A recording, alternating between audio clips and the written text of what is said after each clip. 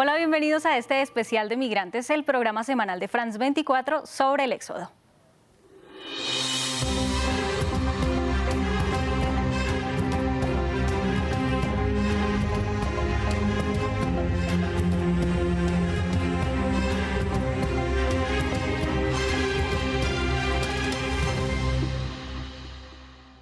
En un año particularmente convulso a causa del COVID-19, los migrantes, refugiados y desplazados sufrieron el impacto del virus directamente. La pandemia afecta de manera desproporcionada a una población extremadamente vulnerable que vive lejos de su hogar, no cuenta con empleos formales y para quienes la recomendación de quedarse en casa resulta una paradoja. Lejos de paralizar el tránsito de los que huyen, la pandemia alimentó la migración por rutas clandestinas. ¿Y qué hacer cuando los conflictos, la persecución y el hambre no cesan a causa de la pandemia? ¿Y cómo enfrentar una realidad desconocida en los países de acogida cuando una enfermedad paralizó al mundo? En este programa revisaremos la situación de los migrantes y refugiados de Venezuela, Centroamérica y los que buscaron llegar a Europa en 2020.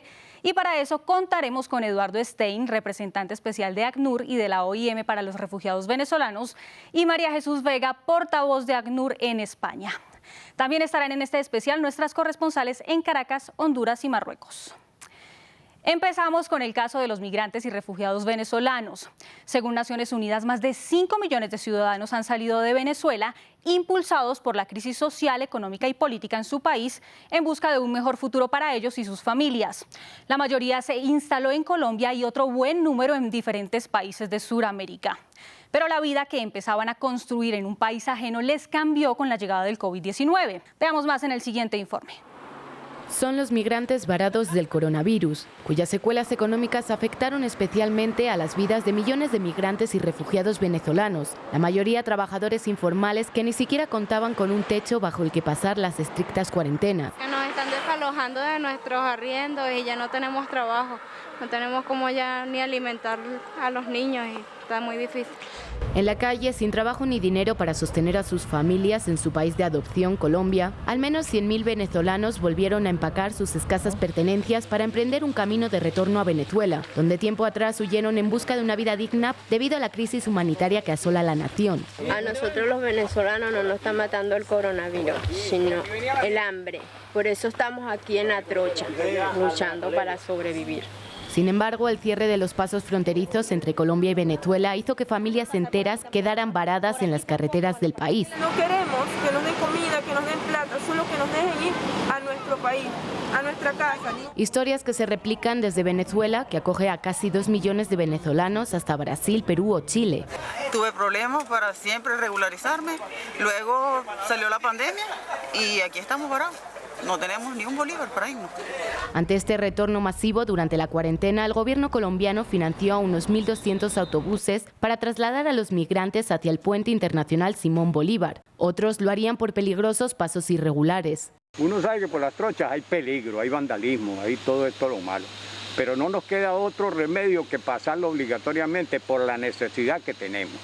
Por su parte, el presidente Nicolás Maduro acusaba a su homólogo colombiano de contaminar a su país enviando personas contagiadas, mientras el cansancio acumulado se hacía cada vez más visible. Desesperación, angustia, tristeza, estamos en la puerta de nuestro país, a un paso, y no nos dejan, simplemente porque supuestamente el problema es del lado de Venezuela, que no nos dejan pasar. Y el virus también golpea su precaria salud.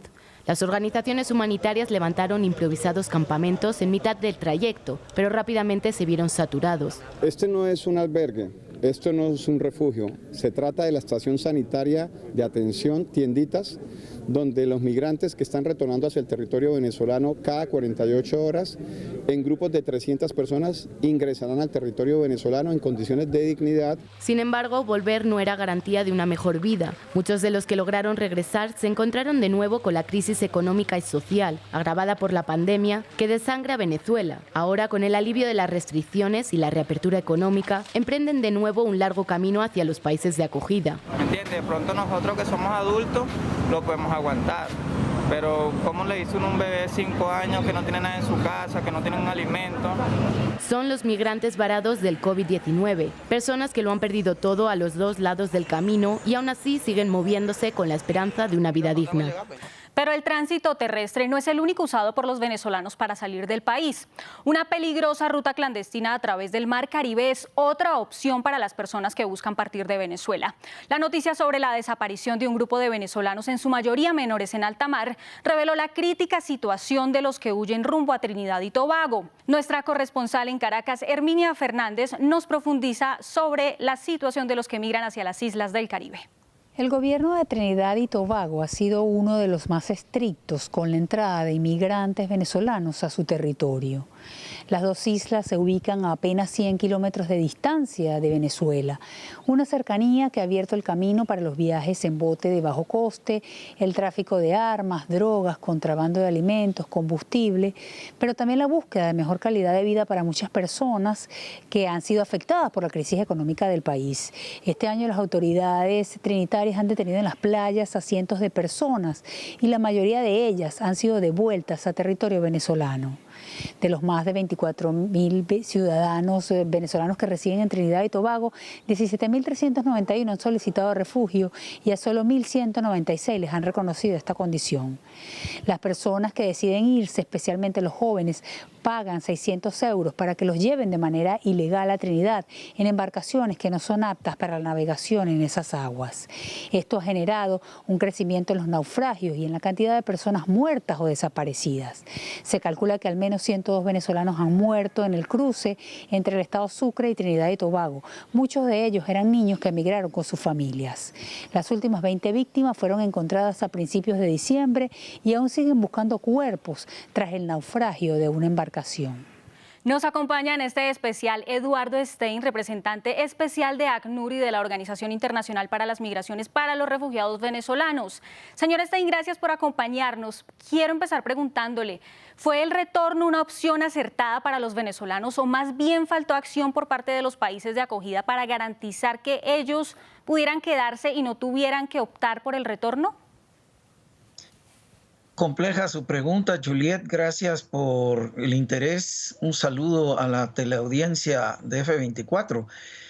En realidad, para ser estrictos en la valoración de lo que me preguntas, la, digamos, complejidad, la vastedad, el impacto tan brutal de la pandemia contrajo las economías de los países receptores de migración venezolana, haciendo muy difícil la agenda económica general para poblaciones en donde en varios de los países receptores hay todavía porcentajes muy grandes de población local que vive y sobrevive en la informalidad, espacio en el cual muchas y muchos de los venezolanos habían encontrado medios de vida, aunque modestos, pero ya, digamos, sin representar una carga exorbitante como durante los primeros meses y años del éxodo venezolano representó para la mayoría de gobiernos receptores.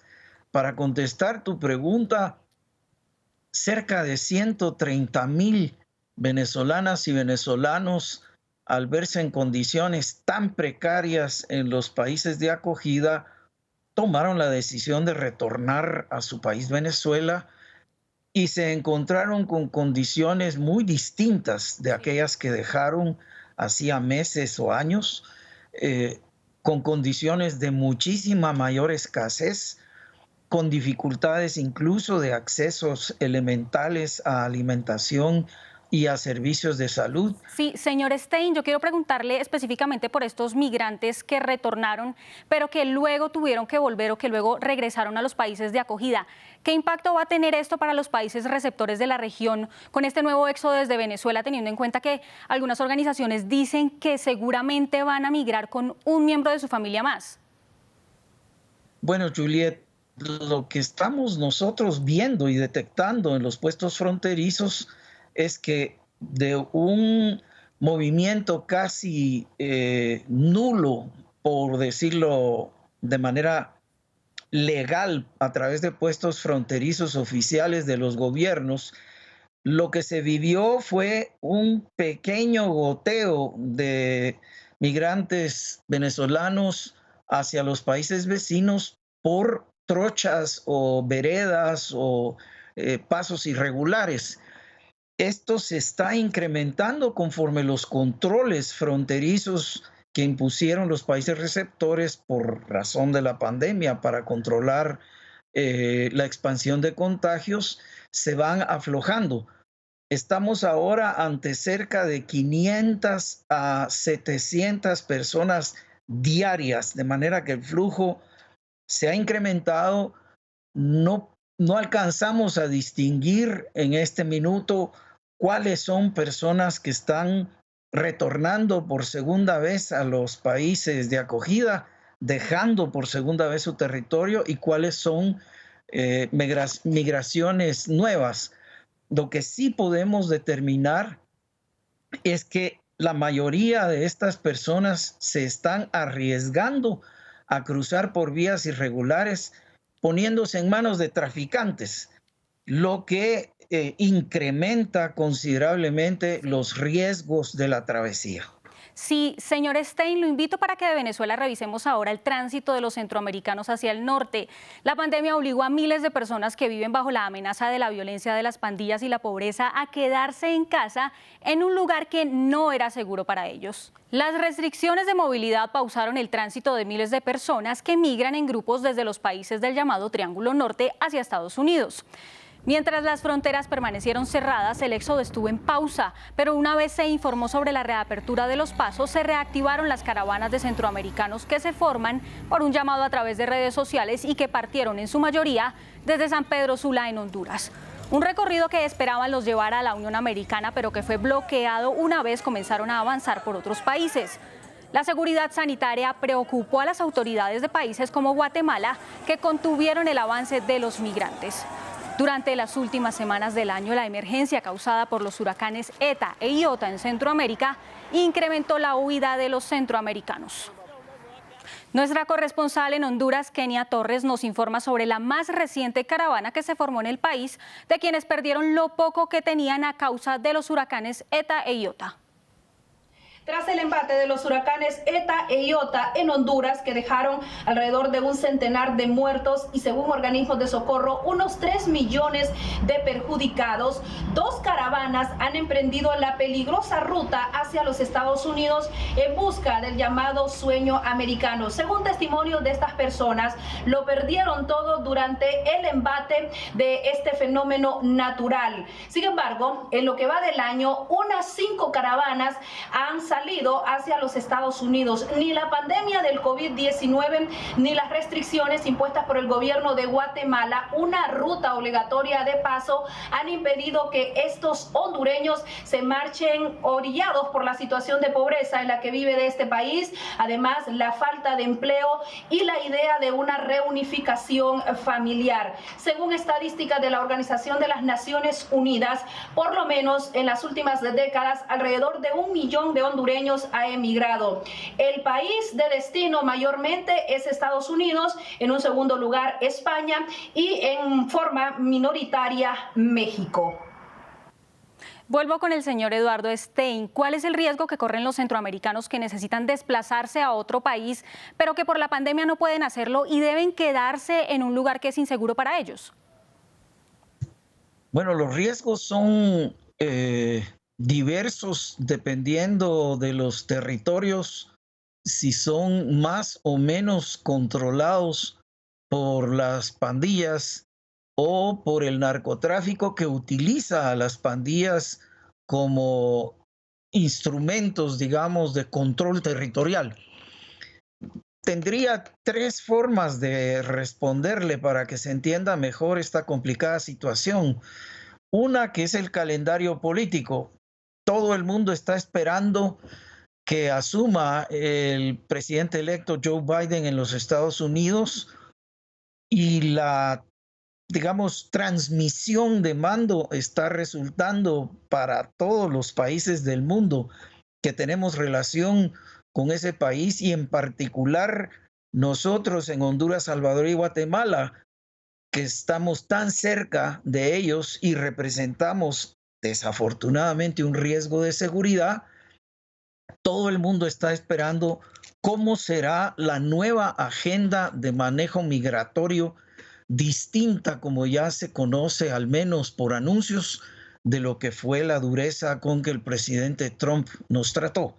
Pero lo más importante de su pregunta es cuál es la situación humana, personal, familiar, comunitaria de esta población que ve amenazada su seguridad en algunos de los territorios porque las fuerzas de seguridad de nuestros 3 gobiernos no han sido capaces de garantizar la seguridad y la integridad de estas personas. Ese es el riesgo mayor que están enfrentando algunas de estas mujeres y hombres que se atreven a una travesía tan riesgosa.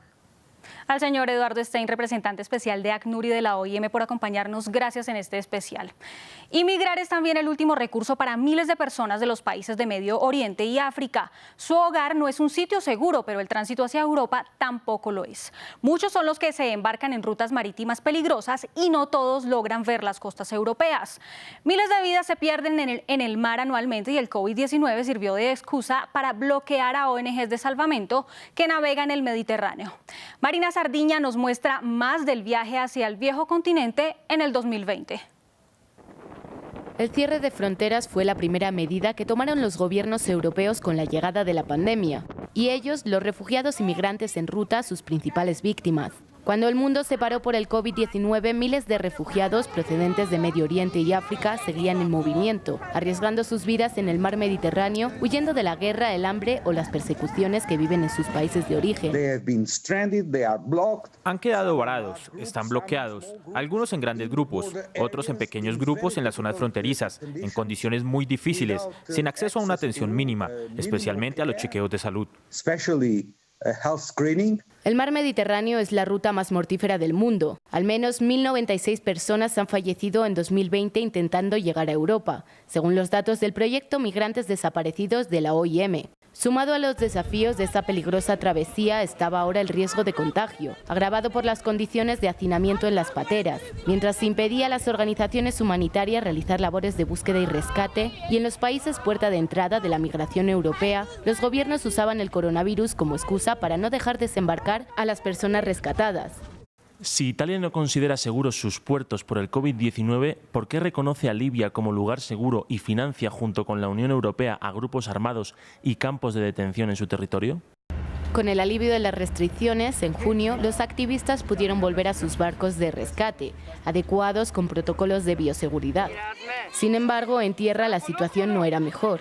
Con las restricciones de movilidad, en marzo, gobiernos como el griego anunciaron la suspensión temporal de los reasentamientos y las tramitaciones de peticiones de asilo, dejando varados a miles de refugiados en la frontera entre Grecia y Turquía.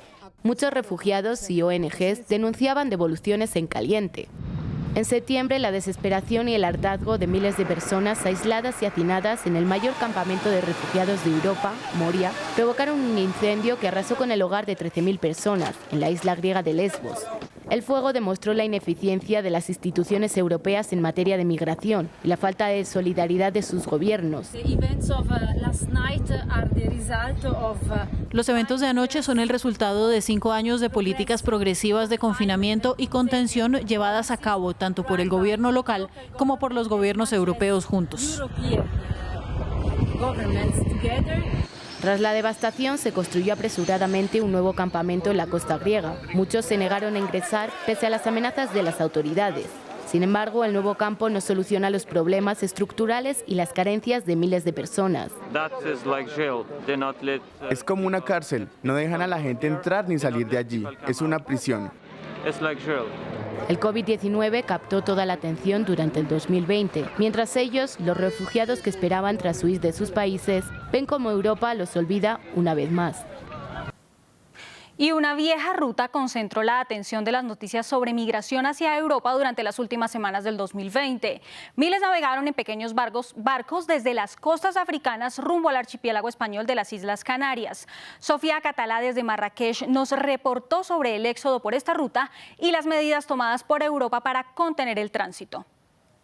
La militarización de las rutas del Mediterráneo ha llevado a muchas personas migrantes a asumir rutas más peligrosas, como es el caso de las que pasan por el Océano Atlántico en dirección a las Islas Canarias. Estas personas no tienen acceso a los visados que exige la Unión Europea para transitar de forma segura hacia su territorio, por lo que lo hacen en embarcaciones no aptas para navegar, que salen en su mayoría de Marruecos, Mauritania y Senegal. En un año, centenares de mujeres, hombres y niños han muerto o desaparecido en el Océano Atlántico, aunque en realidad podrían ser incluso muchas más, porque la mayoría de muertes simplemente no constan. Y el flujo migratorio hacia las islas españolas ha sido este año más de 10 veces mayor al año pasado, como decimos, por el bloqueo del Mediterráneo. Y la estrategia del Gobierno de España para reducirlo pasa ahora por retener a los inmigrantes que consiguen llegar a las islas, es decir, las personas que son rescatadas del Océano Atlántico son automáticamente retenidas para ser en su mayoría después deportadas. Y para ello el Gobierno español y también la propia Unión Europea siguen reforzando los dispositivos de externalización del control migratorio, es decir, el pagar y ofrecer material de vigilancia a países terceros para que persigan y bloqueen